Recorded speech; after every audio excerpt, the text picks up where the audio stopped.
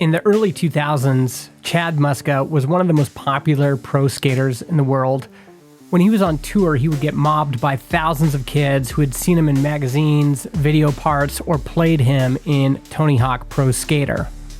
Around this time, 1999, I was working for a skateboard manufacturing company. There was a big contest in Canada called Slam City Jam. I met Chad there during one of the after parties, and everybody was talking about how much product Chad could move. It's been reported that during the height of his fame, he was selling at least 10,000 boards a month. It seemed like Chad Muska had everything going for him. He was selling the most boards. He was part owner of a shoe company called Circa, which was super popular. He was in the most popular videos. He produced a hip-hop album with a bunch of artists. He was also doing a lot of partying, hanging out with people in Hollywood. And like a lot of professional athletes, he ran into financial trouble. What happened? Glorious. You were riding the wave. Yeah, man. yeah. And I was having a blast, but like any wave, there's a crash. From being a kid that never had any money, like nothing, just having that money was like so insane to me. But people in skateboarding don't educate you on money and how it works. I was making a lot of money, but I was spending it just as fast. And the reason I want to talk about Chad's story on this channel, which is for solopreneurs, bootstrappers, indie hackers, is that in 2024, Chad is doing what we're doing. He's building a solo creator business from the ground up. Right around the beginning of the pandemic, everything ended in skateboarding for me as far as finances go. My last check came in from Supra and it was done, was bought by another company.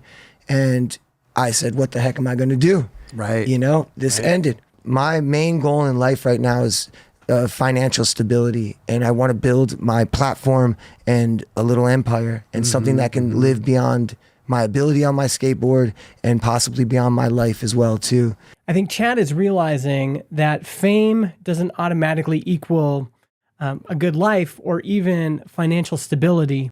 And now for the first time, he wants to own his own business as an independent creator. And I'm becoming a businessman for the first time. I've always been a skater. I've always been a creator. I've always been part of the marketing assets, but I've never been a businessman. I've always allowed others to do the business. Whatever I want to do, I'm just going to do it. And it's all labeled under the Muska brand. And I look at it like Stussy or Burton or Calvin Klein or anybody who brands their name and utilizes it to promote the products or the designs that they do. A lot of Chad's story about fame and how it didn't translate into financial stability is reminding me of things my friend Nathan Barry has been saying about how creators need to own the equity in their own company. And this is the same playbook that years later, like Ryan Reynolds uses, where he's going, okay, I could be the spokesman for your product and you'll pay me $500,000, $1 million or whatever. And the hourly ROI on that is insane, right? He's like, I just have to show up, record for a day, shoot some commercials, get paid, I assume $1 million and walk out. And he's like, let's do this all the time. This is amazing. Yeah. But instead he looks at it and is like, wait a second.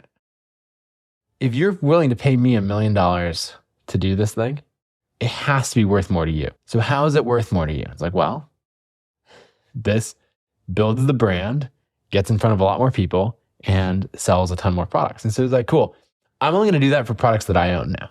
And so what's Chad Muska doing now? He's building the Muska brand as an independent company, and he's bootstrapping it just like you or I would. Are you fully funding this? Oh, 100%. There's nobody involved. One-man corporation. I do everything. Like I said, I pack the boxes, I ship them, I process the orders, I design, I source, manufacture, customer service, janitor, whatever, anything, everything. So now he's making his own products, not under the Shorties brand or the Circa brand or anything else.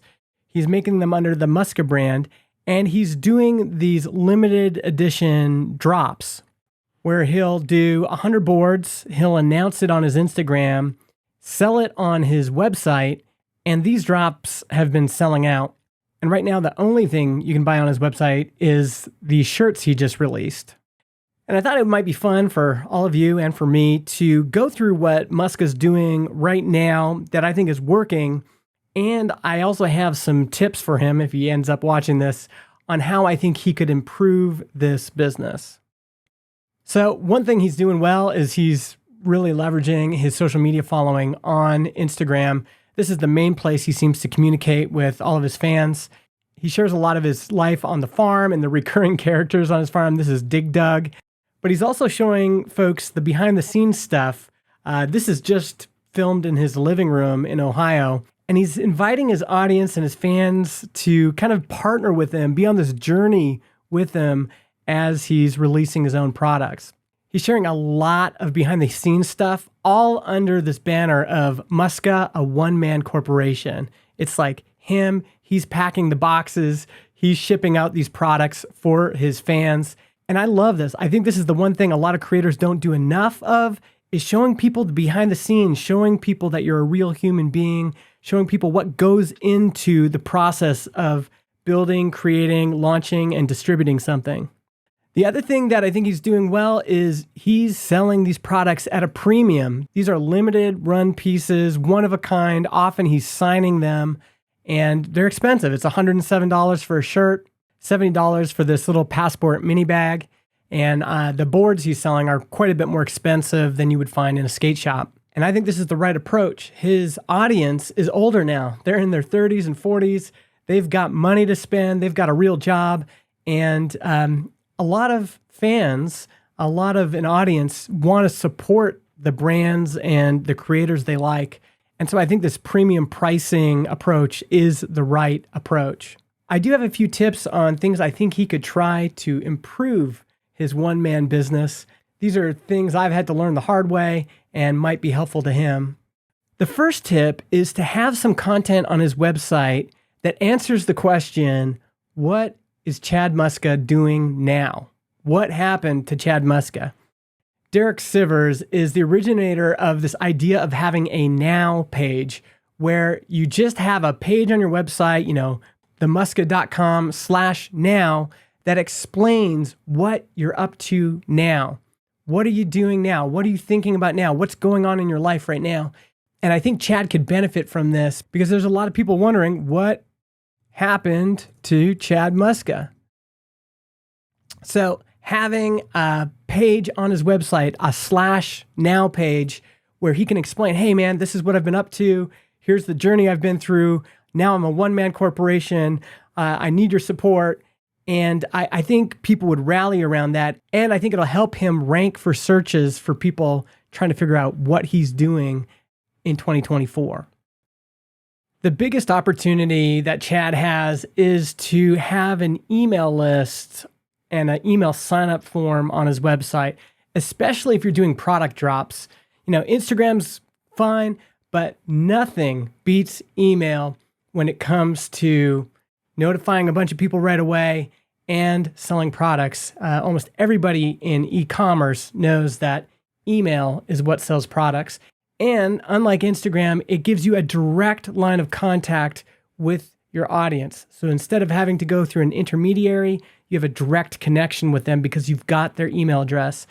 I could even show you what that looks like. He could just add a little bit of code right here. It looks like he's using Shopify for this. So Shopify's got a button, just a little button that says, get on my list. People can click that, sign up for his email newsletter. And he's already writing these amazing updates on Instagram with these photos. And I think he could turn this into an email that he sends out to his fans. He could just copy what he's already written here, bring it into ConvertKit, paste it in, add his image from Instagram, clean it up a little bit, and then just send this out. And if he wants to, he can even add a button which says, buy this product now, like this, if he has a drop and, wants to link directly to his Shopify page. And the main idea here with a newsletter, or it could be a podcast or a YouTube channel, is to leverage people's interest in his story, to allow them to go on this journey with him. And right now he's sharing that story on Instagram, but I think he could share it via email newsletter, podcast, YouTube channel, even written updates like a blog on his Shopify site, and really have more entry points into his story, but also create more connection points so that if there is a product drop or a product announcement, he has multiple channels where he can announce that. Well, this is really fun. A lot of this was inspired by his most recent appearance on the 9 Club podcast. Highly recommend you go watch that or listen to it in your favorite podcast app. Just really incredible to see somebody discovering the power of being an independent creator or independent entrepreneur. If you've got ideas on how you think Chad might improve his business or his marketing, his connection with his audience, leave those in the comments below. Or if you just want to reminisce about 90s or early 2000s skateboarding, you can put that in the comments as well. And I will see you next time I make a video. Thanks for watching.